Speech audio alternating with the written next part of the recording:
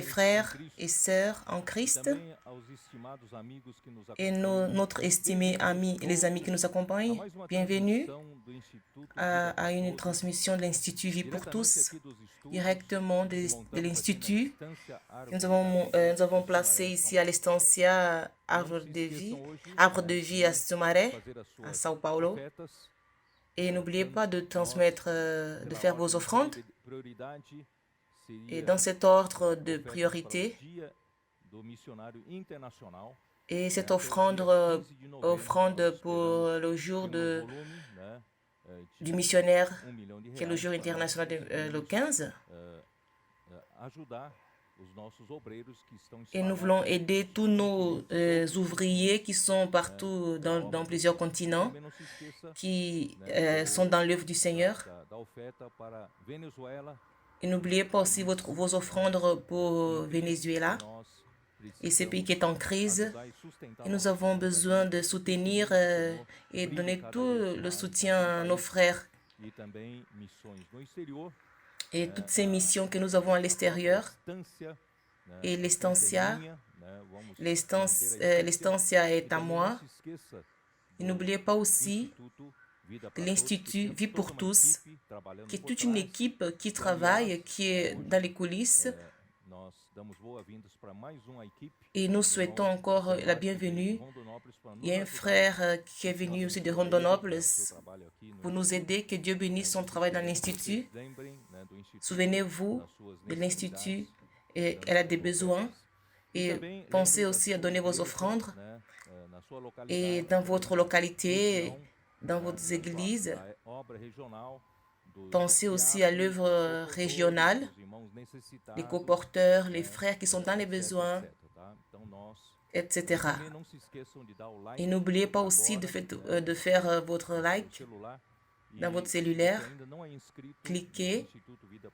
Si vous n'êtes pas encore inscrit dans l'Institut Vie pour tous, alors c'est le moment de le faire. Et nous allons rentrer dans notre sujet du jour. Nous sommes dans le message 22 de la conférence internationale qui a commencé dans la semaine au mois de septembre. Nous allons continuer jusqu'au message 24 qui est la composition de la nourriture quotidienne. Alors cette fin de semaine et le prochain week-end, nous allons terminer tous ces 24 messages. Et après cela, en novembre, nous allons changer ces horaires de transmission. Les transmissions de samedi soir, nous allons les transférer à vendredi soir. Et du dimanche matin, nous allons transmettre dimanche soir. Alors nous allons céder ces horaires nobles de samedi à certaines localités qui retournent à leur réunion présentielle. Alors vous allez pratiquer la distance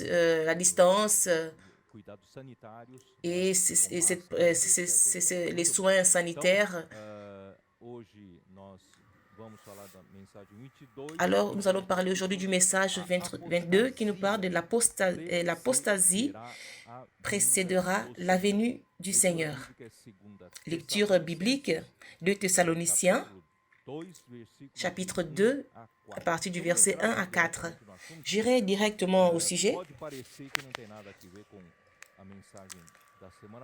Et ça peut peut-être sembler qu'il n'y a rien à voir avec le message passé, mais je vais rentrer directement. Nous allons faire la lecture de 2 Thessaloniciens, chapitre 2, premier verset, parce que ce sujet est long. Et je pense qu'aujourd'hui, nous avons une nouvelle révélation que le Seigneur nous donne. Je vais lire, mes frères. Pour ce qui concerne l'avènement de notre Seigneur Jésus-Christ et notre réunion avec lui, nous vous prions, frères. On vous a beaucoup expliqué que l'avènement de notre Seigneur, l'avènement en grec, la parousie en grec, et la parousia en grec, en portugais, pardon. Cela signifie la parousie, la présence, et ce ne sera pas un avènement, mais c'est une venue qui durera 3 ans et demi. Alors notre réunion avec lui, de ne pas vous laisser facilement ébranler dans votre bon sens, et de ne pas vous laisser troubler, soit par quelque inspiration, soit par quelques paroles ou par quelques lettres qu'on dirait venir de nous, comme si le jour du Seigneur était déjà là. Alors ces jours que Paul a écrit, cette première lettre aux Thessaloniciens, il y avait beaucoup de rumeurs, que ce soit des lettres, des messages, des paroles. C'est comme si cela procédait des apôtres qui disaient que le jour du Seigneur était là comme si c'était demain. Et cela a causé beaucoup de stupéfaction aux frères. Et certains ont abandonné leur travail, ils ont abandonné de s'occuper de leur famille, le mariage. C'est pourquoi Paul dit au verset 3 que personne ne vous séduise d'aucune manière. Certains signes vont arriver pour que le jour du Seigneur arrive. Car cela ne pourra pas arriver sans que viendra l'apostasie. Je vais attirer votre attention concernant l'apostasie. Car il faut que l'apostasie soit arrivée auparavant et qu'on ait vu paraître l'homme du péché, le fils de la perdition. Alors, et souvent nous rassemblons ces deux choses.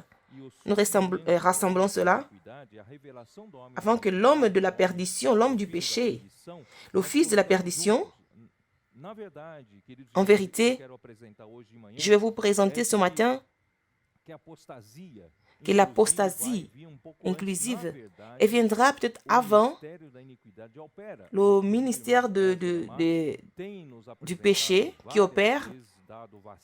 Le frère Ezra, plusieurs fois, nous a présenté ce ministère de l'iniquité, cette apostasie. En vérité, je vais vous expliquer comment. Il existe l'apostasie qui va arriver et après, l'homme de la perdition va apparaître, l'homme de l'iniquité. Et l'adversaire qui s'élève au-dessus de tout ce qu'on appelle Dieu ou de ce qu'on adore jusqu'à s'asseoir dans le temple de Dieu, se proclamant lui-même Dieu. Ça veut dire, cet homme d'iniquité, le fils de la perdition, ici on se réfère à l'Antichrist lui-même. Toutefois, avant de l'avènement, de l'apparition de l'Antichrist, il y aura l'apostasie. Excusez-moi. Et je voudrais lire dans la version King James actualisée, concernant ce verset, il y a une note 2 qui nous dit, Paul explique aux Thessaloniciens, c'est que l'avènement du Seigneur, il y a encore des signes qui doivent s'accomplir avant de cet événement merveilleux. Un de ces grands signes, c'est l'apostasie. Selon cette note, l'apostasie est littéralement une rébellion. Le terme qui est utilisé dans les Écritures avec ce sens de l'explicite, qu'une rébellion contre Dieu et tout ce qui vient de Dieu. Cette rébellion a deux faces.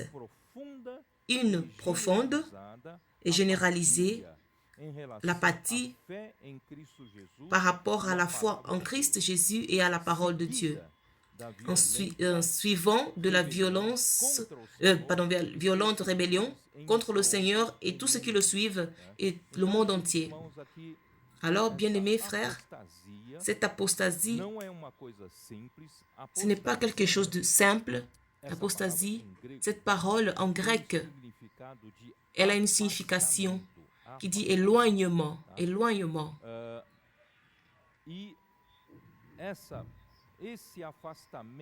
Et cet éloignement, ce n'est pas seulement une froideur de la foi.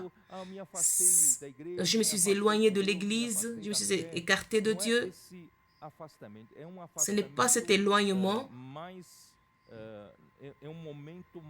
C'est un moment sérieux et solennel. Une rébellion selon cette note de King James actualisée. Ce n'est pas quelque chose de simple. Cette apostasie, cette rébellion, elle va provoquer, elle provoque déjà une profonde et en général la foi en Dieu et en Christ et dans la parole de Dieu. C'est une première étape. Et deuxièmement, il y aura une violente rébellion contre le Seigneur et contre tous ceux qui le suivent. Parce que Satan, selon tout ce que nous avons déjà étudié dans Ézéchiel 14, et Satan il dit qu'il est un roi adjoint, mais Dieu, dans son infinie sagesse, il avait déjà préparé dans l'éternité passée son propre fils pour être celui qui prendra contrôle du trône, qui va assumer le trône. Et Satan cela ne l'a pas plu. Il voulait se comparer à Dieu, être au-dessus de Dieu. Et dans sa rébellion, il est devenu l'adversaire de Dieu, qui est Satan. Et à cause de tout cela, il fut jeté hors et de la montagne sainte de Dieu. Il a pris avec lui la troisième partie du ciel. Alors il a construit cette une autorité adversaire à Dieu avec sa rébellion. Et quand l'homme fut créé, il est venu pour corrompre l'homme en faisant en sorte que l'homme puisse transgresser la parole de Dieu. Et en cela, le péché est entré dans le monde et par le péché, la mort. Et la mort a été transmise à tous les hommes et tous ont péché et sont privés de la gloire de Dieu. Ils vivent sans espérance, sans Dieu dans le monde. Mais grâce à Dieu, pour son infinie miséricorde, il a providencié, il a préparé le salut en envoyant son propre Fils. Par le biais de son Fils, le premier-né, Dieu a créé toutes les choses. Au chapitre 1, nous avons lu cela, le Thessaloniciens. Et Dieu a proposé, et il a eu ce désir dans sa mort, dans ce sacrifice. Il a engendré son fils. Comme un homme, fils de l'homme, a été engendré, le fils premier-né de Dieu. Et Dieu l'a élevé dans le lieu très haut, à sa droite. Et Dieu lui a mis comme un roi. Dieu l'a établi comme roi. Mais Dieu n'a jamais planifié de mettre Satan dans cette place afin que tous ses ennemis soient vaincus et mis sous ses pieds, les ennemis sous les pieds de Christ. Alors ce désir de Satan, il voulait être adoré à la place de Dieu, il voulait être élevé. Et cela se manifeste. Et cela va se manifester dans la personne de l'Antichrist. Je ne sais pas si ça vaut la peine de lire, mais dans Apocalypse 13, tout cela est dans le livre de Daniel. Je n'ai pas dépensé beaucoup de temps pour lire. Mais nous pouvons voir dans Apocalypse 13, hein? Puis j'ai vu monter de la mer une bête qui avait 10 cornes et 7 têtes, et sur ces cornes 10 diadèmes, et sur ces bêtes des noms de blasphème. La bête que j'ai vue était semblable à un léopard. Ses pieds étaient comme ceux d'un ours, et sa gueule comme une gueule de lion. Le dragon lui donna sa puissance et son trône et une grande autorité. Et j'ai vu l'une de ses têtes comme blessée à mort, mais sa blessure mortelle fut guérie. Et toute la terre était dans l'admiration derrière la bête.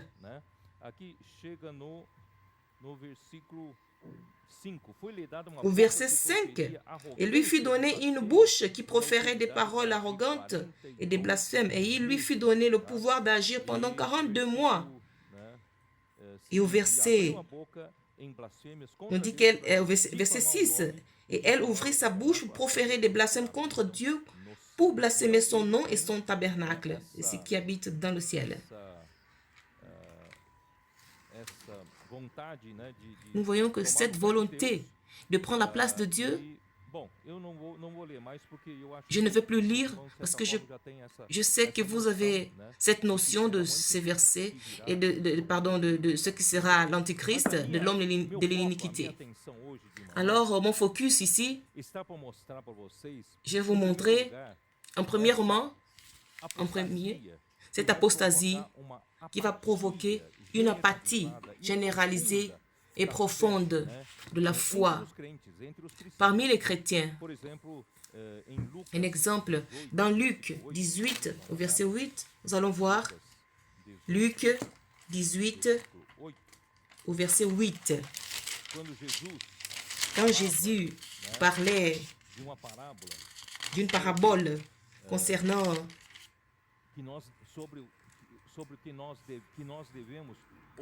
ce que nous devons prier sans cesse, vivre une vie de prière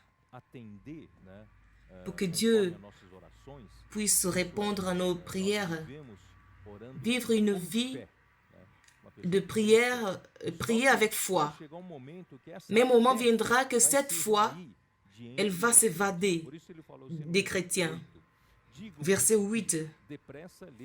Je vous le dis, il fera promptement justice, mais quand le Fils de l'homme viendra, trouvera-t-il la foi sur la terre dans sa deuxième venue? Est-ce qu'il trouvera la foi sur la terre aujourd'hui?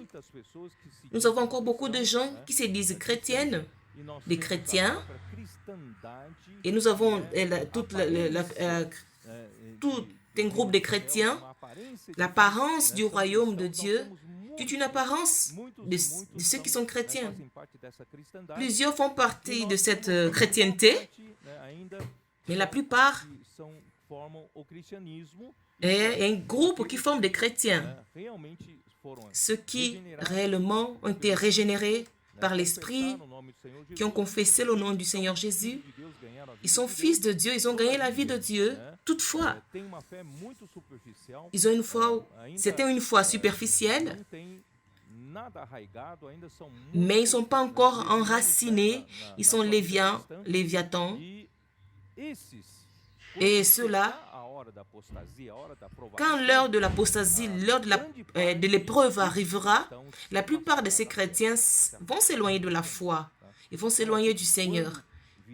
Ici, on nous dit, quand le Fils de l'homme viendra, trouvera-t-il la foi sur la terre? C'est pourquoi je vais attirer votre attention. Vous ne devez pas vous contenter seulement avec une vie chrétienne, une vie de foi superficielle. Et c'est pourquoi, par le moyen de la parole prophétique, je n'ai aucun intérêt de faire une étude eschatologique Mais je vais justement vous avertir à ceux qui sont dans la vie de l'Église, ceux qui font partie de la forteresse de Sion, nous ne pouvons pas être ébranlés par cette apostasie. Lisons dans Matthieu 24. Je vais vous présenter Matthieu 24 nous dit la parole.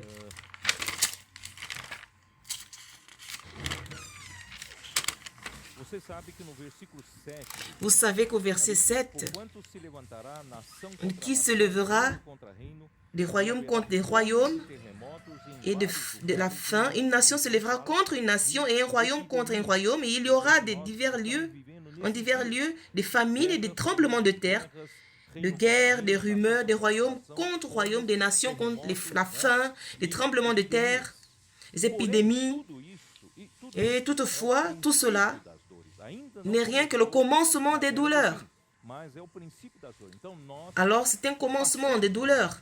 Alors, nous traversons toutes ces situations.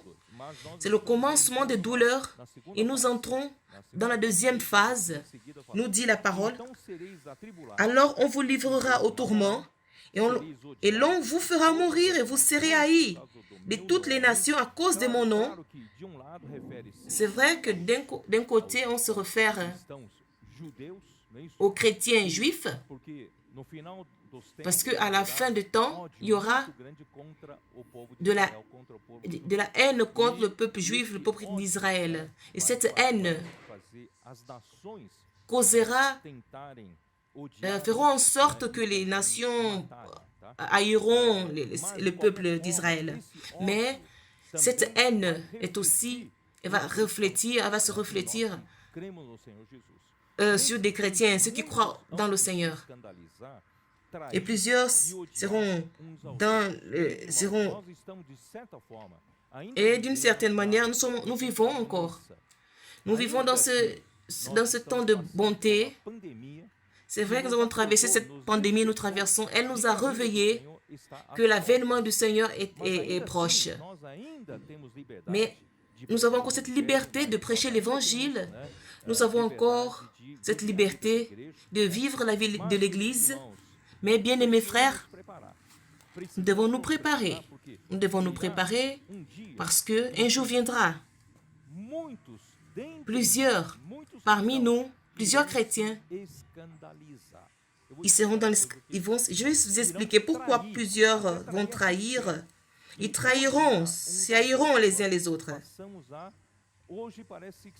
Aujourd'hui, ça semble être tout bien, normal, mais tout à coup, il y aura une pression tellement grande que les gens vont chanceler.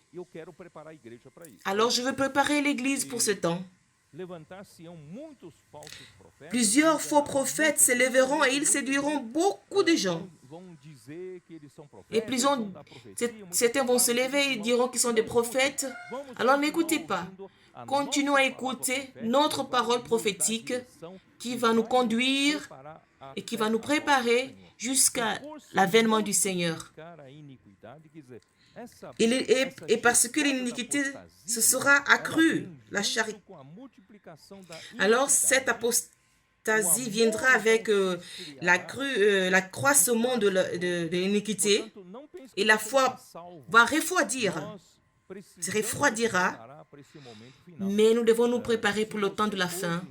Si aujourd'hui, si tu n'es pas enraciné dans la foi, si tu ne vis pas dans cette structure de la foi, de l'amour et de l'espérance, aujourd'hui, si tu n'es pas approuvé par Dieu, votre foi chancelera.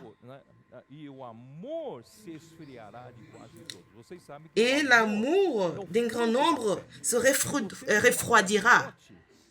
Si votre foi est solide, vous allez produire du fruit d'amour.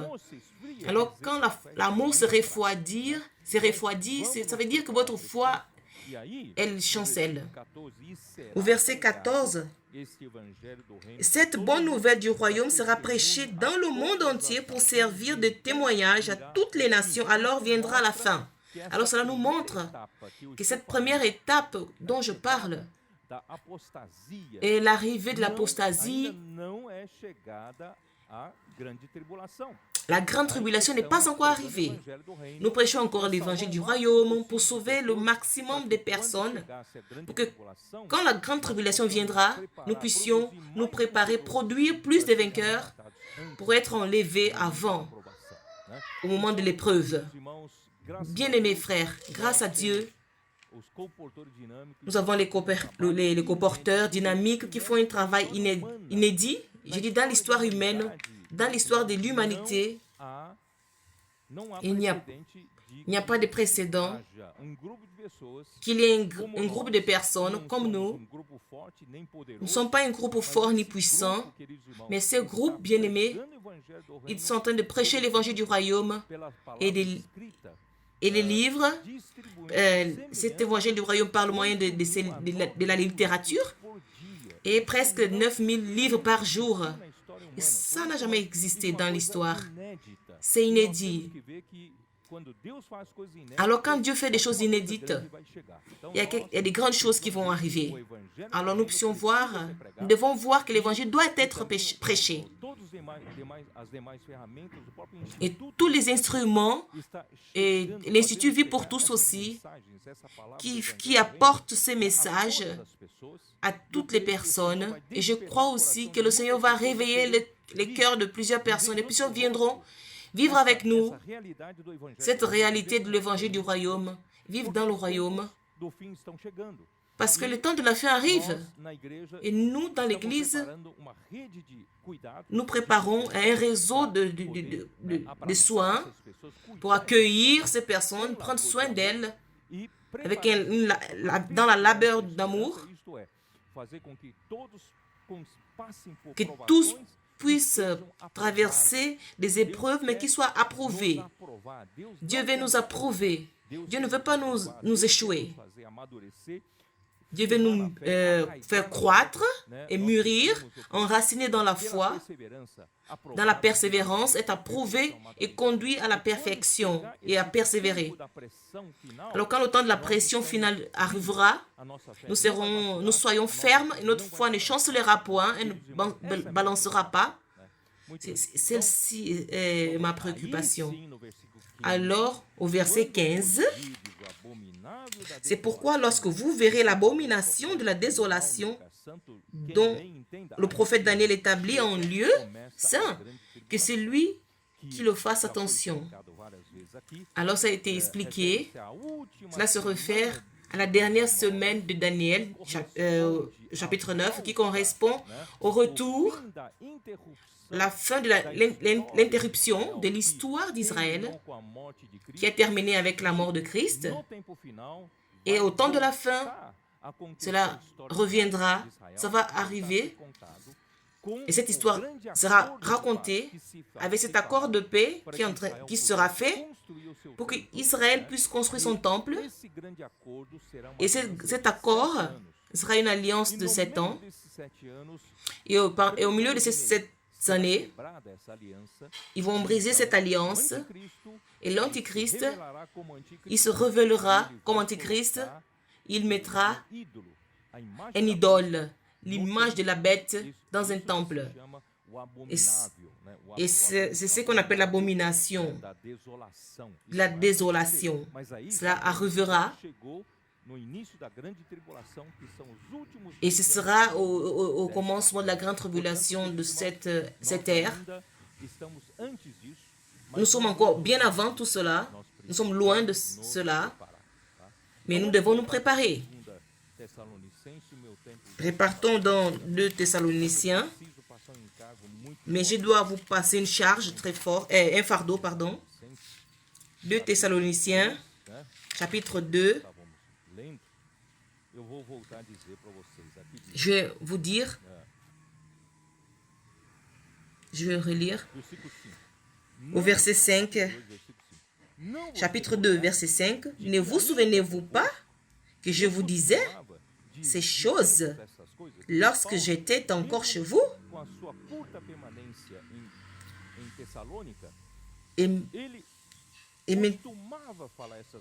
Et Paul, même, il avait peu de temps à Thessalonique, mais il parlait ces choses. Et maintenant, vous savez, Maintenant, vous savez ce qui le retient. Retient qui? Afin qu'il ne paraisse qu'en son temps. Qu'il n'apparaisse qu'en son temps. L'apparition de l'Antichrist, l'homme de l'iniquité, elle ne peut pas encore arriver parce qu'il y a quelque chose qui le détient, qui l'empêche, qui le saisit. Mais ici, Paul dit, il parle comme si les Thessaloniciens comprenaient. Et maintenant, vous savez, les Thessaloniciens savaient ce qui le détenait. Le verset 7 nous dit, « Car le mystère de l'iniquité agit déjà. Il faut seulement que celui qui le retient encore ait disparu. » Alors, il y a quelque chose qui le détient, mais le mystère de l'iniquité agit déjà pour faire enlever cette rétention. Bien-aimés frères, je voudrais réfléchir avec vous. Qu'est-ce qui détient l'apparition de l'Antichrist, de l'homme de l'iniquité? C'est une grande question. Tous ceux qui étudient la Bible, ils savent qu'il n'y a pas un consensus.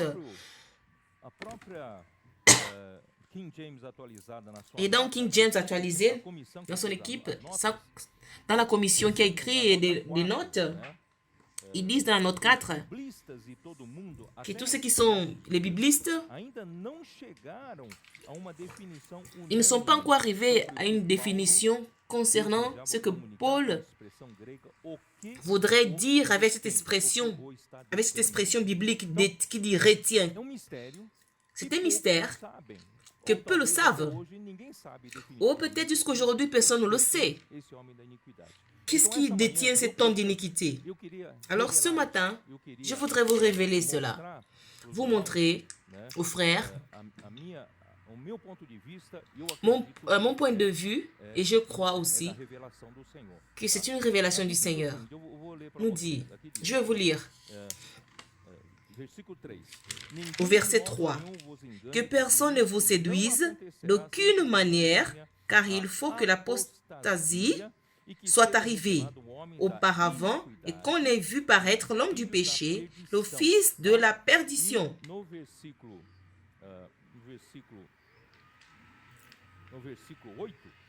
Au verset 8, « Et alors paraîtra l'impie que le Seigneur Jésus détruira par le souffle de sa bouche, et qu'il anéantira par l'éclat de son avènement.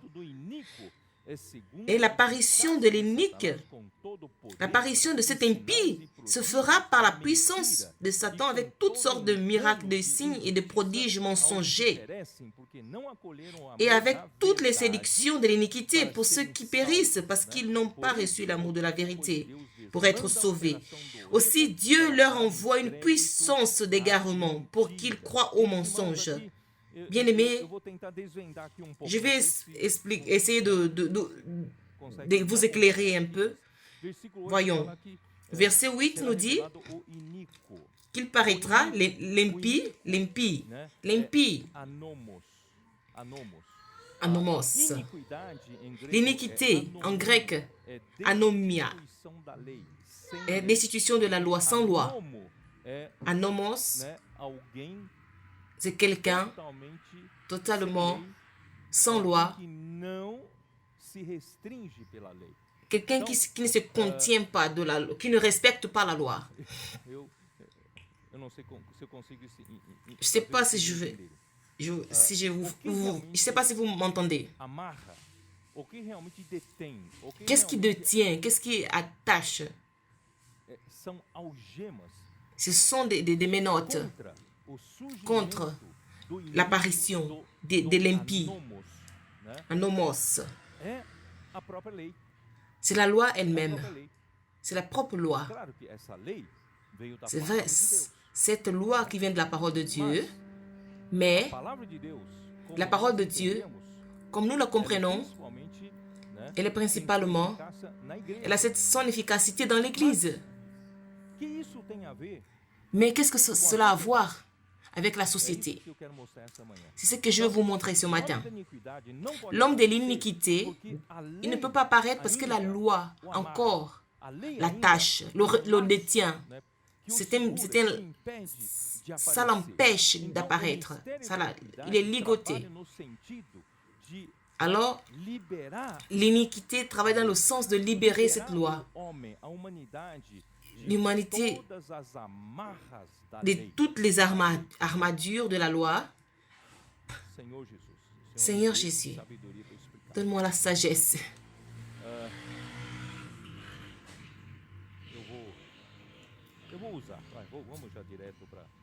Nous allons directement dans le psaume chapitre 2. J'aime beaucoup le psaume chapitre 2. Je vais vous dire.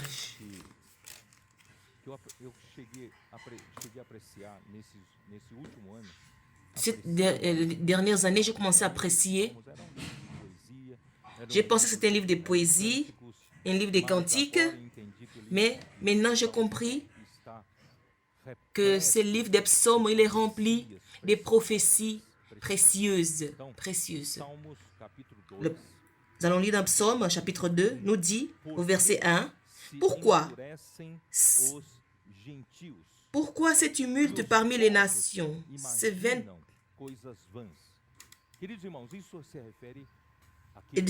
pensées parmi les peuples? Pourquoi? Pourquoi ces tumultes parmi les nations? Elles sont dans le tumulte. Pourquoi?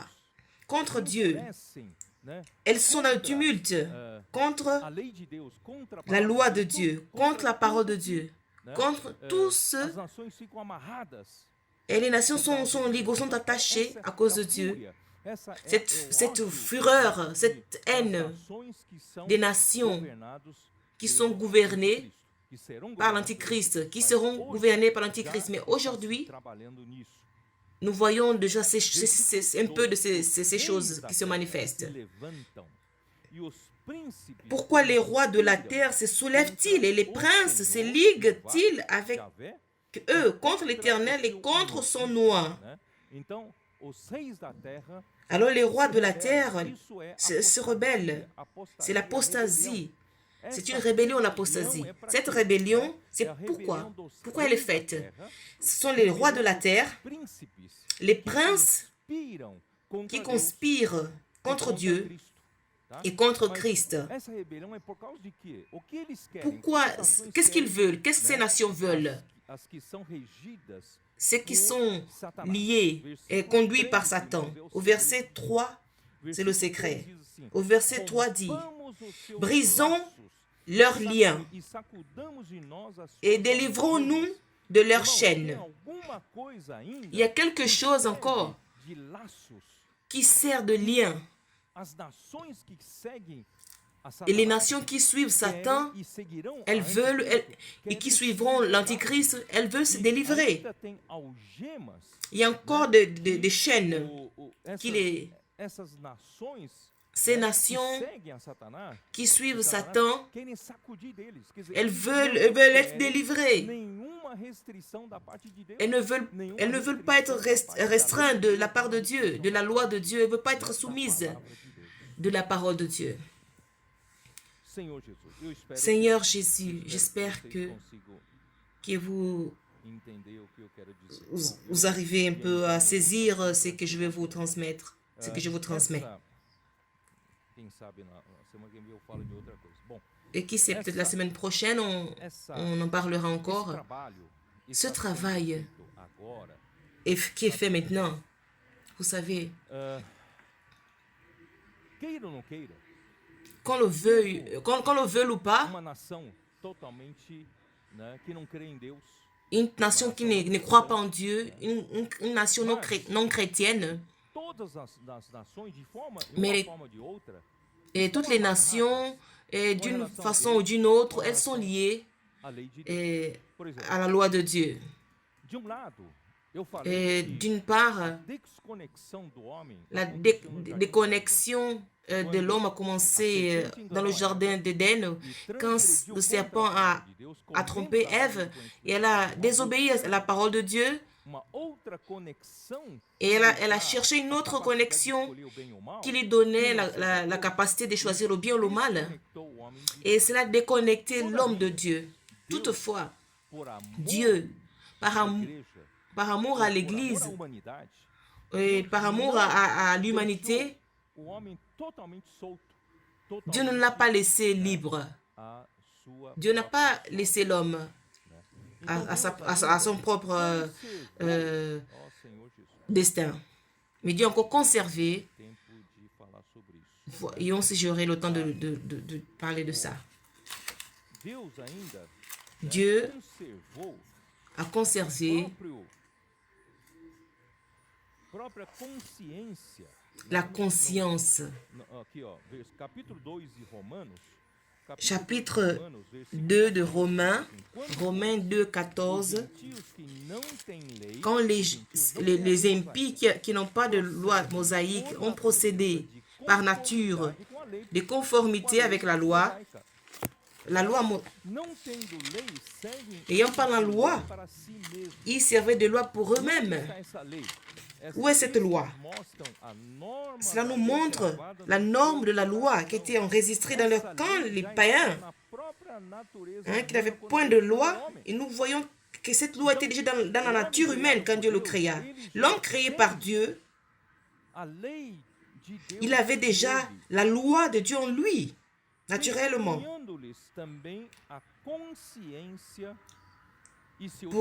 Il montre que l'œuvre de la loi est écrite dans leur cœur, leur conscience rendant témoignage. Et Dieu a préservé, même cet homme déchu, cet homme pécheur, Dieu confie encore. Et malgré tout cela, la conscience de Dieu la loi de Dieu est encore écrite en lui. C'est pourquoi quand on fait quelque chose de mal, notre conscience nous accuse. Votre conscience vous accuse. À moins que tu insistes à pratiquer ce péché. Et avec le temps, cette conscience, elle sera cautérisée. Elle deviendra insensible. Et quand tu ne l'écoutes pas, Dieu, malgré tout, nous ne sommes pas des Juifs, mais Dieu, malgré tout ce que l'homme a subi, Dieu a encore gardé sa conscience. Et l'homme sait faire la différence entre ce qui est bien et ce qui est mal. Mais l'Antichrist, Satan, il veut détruire même cette conscience.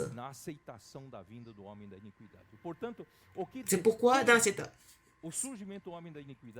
Alors quand l'homme de l'iniquité viendra avec sa loi, elle veut enlever cette loi. Elle veut enlever cette loi de l'homme.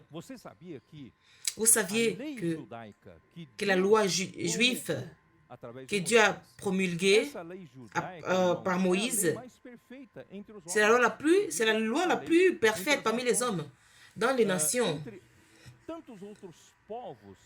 Et parmi les autres peuples à l'époque, tous les peuples, ils étaient polythéistes. Ils adoraient plusieurs dieux, plusieurs idoles. Et chaque dieu avait sa caractéristique. Alors les lois qu'ils ont promulguées étaient contradictoires, des lois conflictueuses.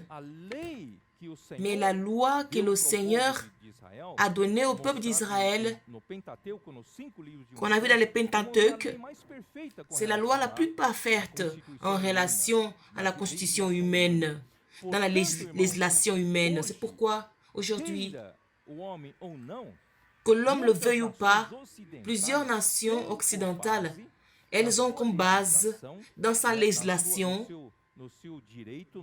dans son droit, dans leur pouvoir judiciaire, et leur législation est basée dans la loi de Dieu. Vous croyez en cela?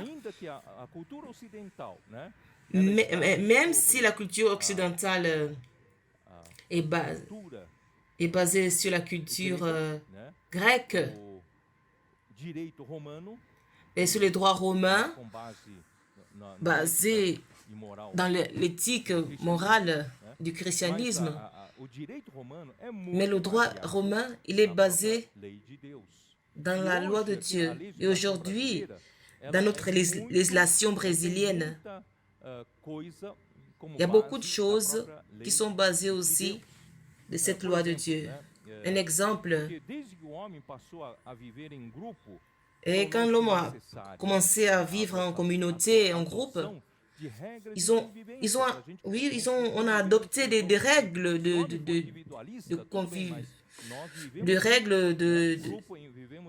vie dans les agglomérations. Nous devons apprendre à vivre avec des règles de vie. Et la volonté individuelle et la volonté collective. Et nous voyons cette organisation sociale et économique de chaque communauté. Et différemment des autres peuples, c'est que les Juifs, ils avaient un seul Dieu. Et cela fait en sorte que les lois ont été harmonieuses.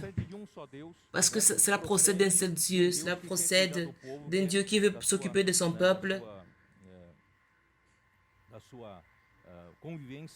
et de leur vie pour son but. Je n'ai pas beaucoup de temps, mais ce caractère de la législation aujourd'hui, notre législation brésilienne, un exemple. Les commandes est de garder le sabbat, par exemple, le samedi. Dieu, il sait que si tu travailles pendant 6 jours et le 7e jour, tu dois te reposer. Et Dieu a déterminé cette période de travail et de repos. Pourquoi ne pas travailler 3 jours et tu te reposes? Pourquoi ne pas travailler 15 jours, 30 jours? Qui a défini cette période de travail qui est plus adéquate au repos de l'homme, de ses fatigues et de son travail? C'est Dieu qui a déterminé. Que ce pays soit chrétien ou pas, un athée, mais ils observent encore ces lois que Dieu a déterminées. On travaille 6 jours, il y a un jour de repos. Il y a des pays chrétiens qui ont mis le samedi pour le dimanche. On dit dimanche, c'est le jour du Seigneur. Et alors nous nous souvenons de la résurrection du Seigneur, le 3e jour, après qu'il fut crucifié. Alors le dimanche, c'est le jour du repos. Mais qui est déterminé? C'est le Seigneur. Autre chose, dans la loi que Dieu a donnée à Moïse, Dieu se préoccupe avec tout. Les étrangers qui étaient au milieu du peuple, avec les esclaves qui étaient au milieu du peuple juif, parce que les esclaves et les autres nations n'étaient pas traités comme des gens. Ils n'avaient aucun droit. Mais les étrangers aussi, ils n'avaient pas de protection légale. Ils étaient maltraités. Et ce n'était pas illégal de le faire, mais Dieu a donné une protection. Et grâce à Dieu, dans la législation de l'homme, il y a beaucoup de protection pour cela. Dans Deutéronome, on ne prendra pas une pierre du moulin. Aujourd'hui, dans notre législation, nous voyons, tu ne peux pas prendre les instruments de travail d'une personne, sa survie. Pour ne pas dire que c'est toute une base de la législation occidentale est basée sur la loi de Dieu. Mais peut-être ça ne préoccupe pas tellement l'Antichrist. Ce n'est pas ces choses-là, peut-être, qui le détiennent. Mais ce qui le préoccupe, ce sont ils veulent s'éloigner de toutes les lois, ils veulent se délivrer de toutes ces lois, et principalement les lois morales, les lois de l'éthique, des coutumes de la famille et principalement par rapport à Dieu. Il n'existe pas. Il n'y a pas une vérité qui soit unique. Alors, ils veulent détruire toutes ces choses. Ils veulent détruire l'homme de cette dépendance de Dieu unique. Je n'ai pas assez de temps. Je vais vous dire quelque chose que j'ai préparé ici. Vous connaissez un mouvement post-modernisme, en vérité, se basait de certains philosophes du siècle 19e siècle, du genre, je vais voir ici ce que j'ai...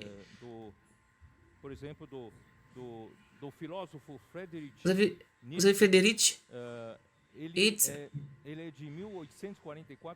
Il est né en 1884. Il critiquait la doctrine de Platon et de Christ. Il avait la conception d'un monde hors du monde naturel. Et nous désirons une patrie céleste. Le christianisme, il fait ce travail, mais ces philosophes, ils vous laissent détruire cela. Il affirmait que les valeurs, que le bien comme la vérité, n'étaient pas absolues. Ce ne sont pas des valeurs absolues ou éternelles ou universelles ou immutables. Immuables, pardon. Alors cette philosophie a commencé, elle a influencé le siècle, le 20e siècle. Il faisait toujours des citations, il disait que Dieu était mort, que Dieu est mort. Et pour lui, il disait toujours que Dieu est mort. Faisons un résumé du post-modernisme. C'est le frère Roberto Granel qui m'a envoyé ces documents. Et je voudrais lire certains versets. 2 Timothée 3, 1-5.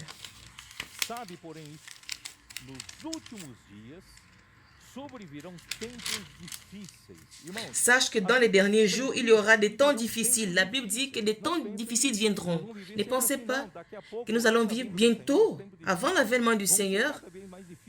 Les temps seront plus difficiles. Et ces temps vont nous prouver, vont éprouver votre foi. C'est pourquoi ma préoccupation, ne vivons pas inaperçus, préparons-nous pour l'avènement du Seigneur. Sache que dans les derniers jours, il y aura des temps difficiles, car les hommes seront égoïstes. Le frère Ezra nous a expliqué cette parole égoïste. Celui qui s'aime à lui-même. Il aime à lui-même. Il est égoïste. Il ne pense qu'à lui. Il est le centre de tout. Dans son mariage, c'est pour lui-même. Tout doit être pour lui. Amis de l'argent, fanfarons, hautains, blasphémateurs, rebelles à leurs parents, ingrats, irréligieux, insensibles. Il n'a plus de sensibilité humaine, déloyaux, calomniateurs, intempérants, il calomnie les autorités, cruels ennemis des gens de bien, traîtres, emportés, enflés d'orgueil, traîtres, emportés, enflés d'orgueil, aimant le plaisir plus que Dieu. Alors ils vivront totalement libres de la loi de Dieu, de la restriction. Ils vont vivre le meilleur pour eux-mêmes, pas pour ce qui est de la collectivité, mais ce qui est meilleur pour eux-mêmes. Je vais vous lire un résumé du postmodernisme. Sécularisme. Il travaille pour que la religion va perdre son influence sur les plus variables espaces de la vie sociale. Plus les classes sociales vont se délivrer de la religion, ils n'auront plus le concept de Dieu. Le marxisme, ils ont voulu enlever Dieu de leur société. Ils n'arrivent pas à faire un socialisme, un communisme, comme le marxisme le désire. Ils doivent enlever Dieu en place. Ils veulent faire en sorte que la religion puisse perdre l'influence. Relativisme, il n'existe pas la véritable qui soit absolue. Il n'y a pas de référence. Le frère Esdras vous a dit que notre référence, c'est la vérité, c'est la parole de Dieu. Et je vous dis, la parole de Dieu, c'est Dieu lui-même. Dieu est la vérité. Jésus a dit, je suis le chemin, la vérité et la vie. Et en plusieurs lieux, et dans plusieurs versets, il est le Dieu véritable. Et dans Thessaloniciens, ils ont abandonné les idoles pour servir le Dieu vivant et véritable. Dieu est la vérité, et immuable, permanente. Il est constant. Mais le postmodernisme veut détruire ces concepts. Il dit qu'il n'existe pas de vérité absolue. Et chacun peut faire ce qu'il veut. Et les vérités peuvent être détournées. Immédiatisme, tout doit être maintenant, ici, on ne sait plus quoi attendre. Tout doit être maintenant, peu importe l'éthique, peu importe. Parce que je suis égoïste, je ne pense qu'à moi-même. Je vais pour moi maintenant. Je veux mon bonheur aujourd'hui. Et l'individu devient plus important que le collectif. C'est l'égoïsme. Je ne pense plus aux autres. Je ne pense en moi-même qu'en moi. Ce qui m'apporte, ce qui me donne du plaisir.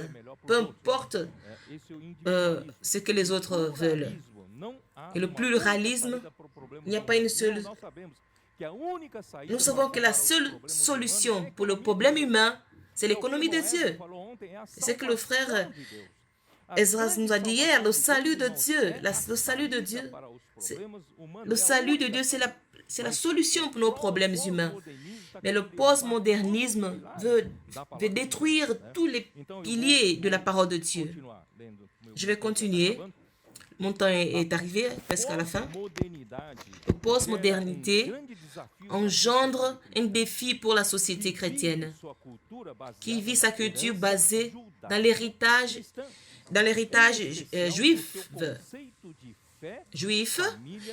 en ayant son concept de foi et de famille et travail. Le postmodernisme veut détruire.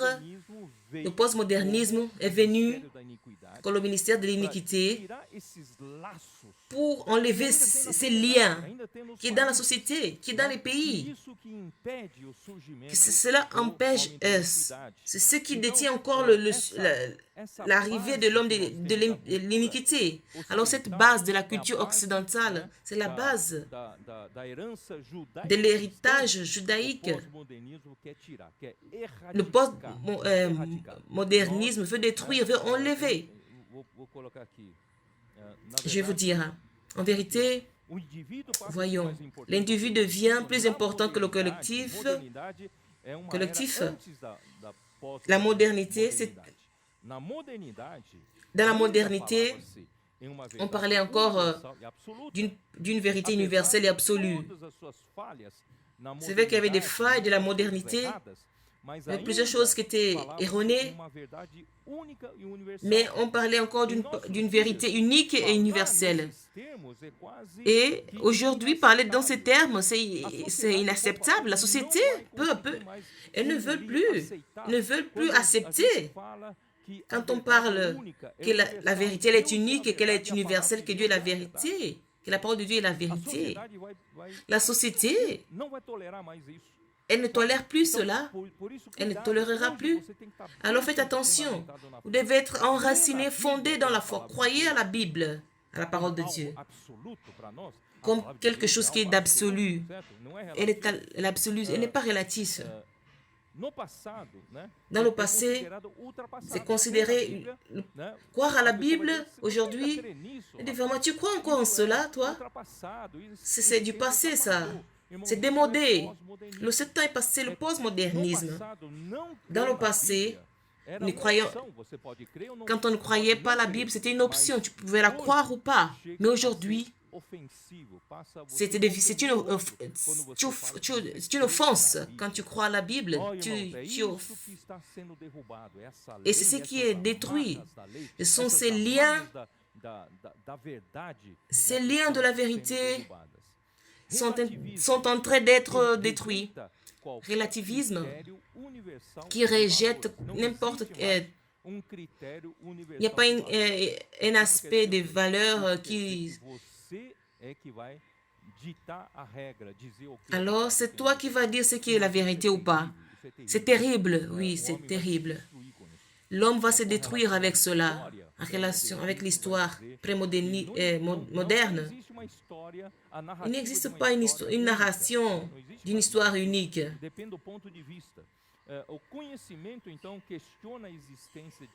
Alors, il veut questionner une seule vérité qui est absolue.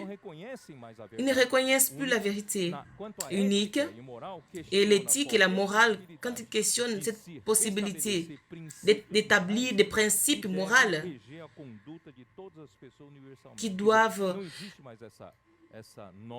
revoir la conduite, cette règle d'observer la conduite des citoyens.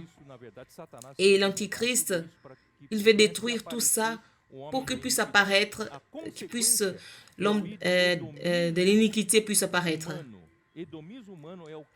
La domination humaine, le plaisir, l'égoïsme, humain, ce sentiment qui devient plus important que l'éthique des valeurs du collectif. Mon plaisir, mon sentiment personnel, c'est ce qui est bon pour moi, est au-dessus et plus important que tout ce qui est collectif. Et ces choses sont déjà présentes parmi nous. Quelqu'un dit comme ça, ah, ça ne vaut pas la peine de discuter. Tu as ta vérité et moi j'ai la mienne. Et inconsciemment, ça circule déjà dans la société, ça se voit déjà. La vérité appartient à chacun. Toi, tu as une vérité, moi j'ai ma vérité. Ça n'existe pas une vérité absolue. Nous tous, nous devons baser dans une seule vérité, qui est la vérité de la parole de Dieu, la parole de Dieu lui-même. Par exemple, quand quelqu'un vous dit, qui es-tu pour juger? Alors la personne n'accepte plus un standard de jugement. Alors c'est le standard de Dieu. Et l'homme n'accepte plus ce standard. Chacun juge selon ce qu'il pense, selon ce qui lui va mieux. Alors notre société, peu à peu, elle est en train d'être moldée dans des masques de langage. Leur langage est masqué. Tu ne peux plus dire ça. Ça, c'est la discrimination. Tu vas être emprisonné. On est emprisonné. On n'a plus cette liberté de langage. À l'église aussi, si tu prêches ceci, si tu dis cela, tu peux susciter un autre politiquement correct. On est pris, on est emprisonné. On n'a pas cette liberté d'expression. Et dans les écoles aussi, dans les universités, dans la télévision, dans les journaux, et dans les réseaux sociaux, et ces concepts, nous le voyons ouvertement. Et ça cause des problèmes à la foi chrétienne. Il y a ces influences qui viennent des philosophies dans le passé, d'autres philosophes. Ces trois bases de la culture occidentale, le droit humain, la philosophie grecque et la morale chrétienne.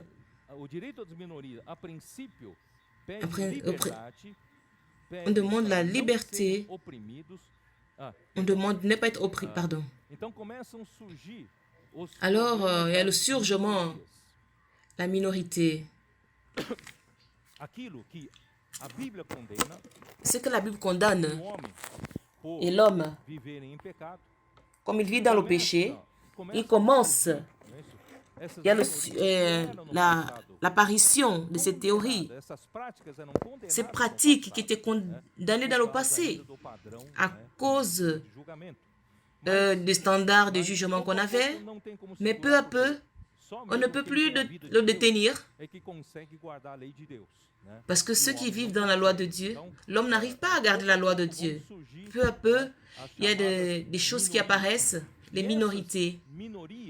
Et ces minorités, dans le commencement, il y a la liberté. C'est de ne pas être opprimé. Ils veulent être traités avec dignité. Et cela montre des injustices. Nous voyons plusieurs sont morts, maltraités. Et les gens luttent pour leurs droits. Nous voyons cela clairement dans notre société. Je ne dis pas que nous devons aller contre, enlever les droits de ces minorités. Je ne dis pas cela. Et ces mouvements, quand ces mouvements sont établis, ils ne sont pas rassasiés de cela. Ils veulent obliger la majorité, ils veulent conduire la majorité à reconnaître leur thèse, leur façon de vivre, leurs argumentations de vivre. Ils veulent que la majorité accepte leur façon de vivre et qu'ils soient approuvés. Bien-aimés, ils ont la liberté de vivre qu'ils veulent. Et c'est Dieu qui va juger toutes choses. Mais, bien-aimés, mais faire un lavage cérébral de toute la société pour accepter ce que ces minorités pensent, ce qui n'est pas juste. C'est ce qui est en train de détruire notre loi. Tous les liens de la loi.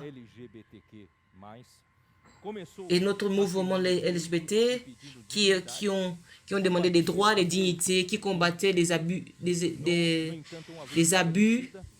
Mais quand il est établi, la première phase, ils ont un agenda que tous puissent être d'accord avec leur façon d'être. Aujourd'hui, dans des grandes sociétés aussi, ils ont cette lignée de ces mouvements bien-aimés. Et toutes ces choses veulent détruire la loi. Nous avons encore des concepts éthiques et moraux de cette société occidentale.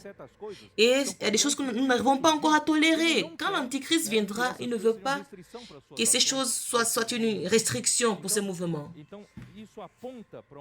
Alors, ça montre un sens idéologique, même les hauts tribunaux, dans leur jugement, même dans la Cour suprême, que ce soit aux États-Unis, dans le monde, ils doivent juger conforme aux pensées, aux concepts de ces gens. Ils préservaient encore des choses, la science, la pensée humaine. C'était des engagements pour les penseurs. Ils se confiaient aux institutions, à la solidification de la société humaine. Mais le postmodernisme, il veut détruire ces pensées. Alors, l'acteur, il dit, est-ce que l'Église a un futur dans cette génération? Dans mon opinion, elle court un grand risque, une véritable tempête. Une grande tempête qui est sur le chemin. C'est l'apostasie pré-annoncée. Quand ils vont faire tomber toutes ces restrictions des lois, qui a commencé avec cette loi mosaïque, et les concepts de l'éthique, de la morale, la loi de Dieu, ces concepts de l'éthique ils sont dans la société occidentale. Ces choses, ça retient encore l'homme de l'iniquité. Mais ces liens sont détruits petit à petit. C'est pourquoi les rois et les princes et les nations, aujourd'hui, les païens, ils sont furieux. Parce qu'ils sont retenus encore. Là, c'est Dieu, tout. La loi de Dieu, elle est un peu partout. Faisons tomber tous ces liens. Mais quand vous verrez que ceux qui ne sont plus attachés par la restriction de la loi de Dieu, là viendra l'homme de l'iniquité, de l'Antichrist. Bien-aimés frères, oh Seigneur Jésus, je ne peux pas terminer comme ça. Qu'est-ce que je vais vous dire? C'est pourquoi je vous dis sur l'importance de la structure de la vie chrétienne, de la vie de l'Église, la foi, l'amour et la persévérance. Bien-aimés, non seulement nous ne sommes pas institués par la Bible, institués par la loi de Dieu, mais nous sommes institués par une loi qui a été inscrite dans notre cœur, écrite. Alors la foi, elle nous donne l'accès à la vérité comme une personne. Nous avons l'accès à la subsistance de Dieu. Nous avons accès à l'être de Dieu lui-même. Dans Hébreux 1, 2, nous avons accès au sein de Dieu. Nous avons accès à l'unique réalité complète qui est fondée, l'unique vérité absolue de cet univers. Nous avons l'accès et nous pouvons être connectés à cela tout le temps. Et nous allons vivre par cette foi. Alors l'essence de Dieu, son amour, alors nous prenons soin de l'Église, de cette labeur d'amour. Nous allons prendre soin les uns des autres, nous allons prier les uns pour les autres. Labeur d'amour, je n'ai pas de temps. La persévérance et l'espérance. Toute la grâce que le Seigneur nous donne, par le biais de la foi, nous avons accès à Dieu, nous avons accès à la richesse de Dieu, accès à l'être de Dieu, la vie de Dieu, la parole de Dieu. Frères, cela doit devenir une vérité en nous, cela doit devenir une réalité en nous. Toute la parole de Dieu, toute la vérité, tout le contenu de Dieu que j'ai écouté par le moyen de la parole fondamentale, la parole prophétique, si cela ne devient pas ma réalité, je garde seulement dans ma pensée, dans l'archive de ma pensée, je n'ai pas encore de sécurité. Je ne suis pas attaché. Quelque chose peut me chanceler. C'est pourquoi nous avons besoin de tribulations. Et les tribulations, elles produisent la persévérance. Romains 1, 5. La tribulation, elle produit la persévérance. Même avec des difficultés, avec des épreuves, des souffrances, tu ne décourages pas. Si aujourd'hui tu vis de cette façon, au milieu des épreuves, tu dois persévérer. Tu seras approuvé. Parce que tu deviens... Tous les contenus de la foi deviendront votre réalité. C'est ce que Dieu veut. Et comme ça, vous aurez votre foi sera solide, consolidée. Elle n'est pas externe, mais la vérité, elle est dans votre intérieur. Alors, ce mouvement postmodernisme ne va pas vous toucher. Mais si vous n'avez pas cette réalité, ce mouvement postmodernisme va vous toucher. Et ça pourra détruire plusieurs chrétiens. Alors, que Dieu garde ceux qui sont dans la vie de l'Église, parce que Dieu a besoin de jeunes saints pour lutter à vos côtés, pour rétablir son royaume sur la terre. Frères, je n'ai plus de temps, j'ai beaucoup de choses à dire, mais le temps est fini. Que le Seigneur bénisse à tous. J'espère que j'ai éclairci cela. C'est urgent. Je ne suis pas là préoccupé à vous donner un bon message. Je suis préoccupé à vous transmettre cette urgence que Dieu a révélée dans sa parole. Dieu a besoin de nous préparer aujourd'hui. Peut-être n'avez pas beaucoup de pression, Mais si tu permets les pressions, les épreuves d'aujourd'hui, vous consolidez votre foi, vous consolidez la vérité, la réalité en vous. Vous n'êtes plus seulement celui qui connaît beaucoup de choses, mais rien n'est consolidé. Mais Dieu veut vous consolider avec sa vérité en vous. Vous ne serez pas conduit par tout vent de doctrine, d'ici et là, mais vous serez solidifié. Personne ne pourra vous ébranler. Mais Dieu prépare son Église pour ce moment de la fin, de l'apostasie. Après ces moments d'apostasie, alors viendra la grande tribulation. Parce que quand l'homme de l'iniquité apparaîtra, tout cela ne sera plus caché. Il parlera clairement contre Dieu et contre tout ce qu'on appelle Dieu. Alors, bien-aimés, Dieu a besoin de vous. Allons mûrir, croître. Arrêtez de vous plaindre des souffrances. Remerciez Dieu pour les épreuves. Dieu veut vous éprouver et veut t'approuver.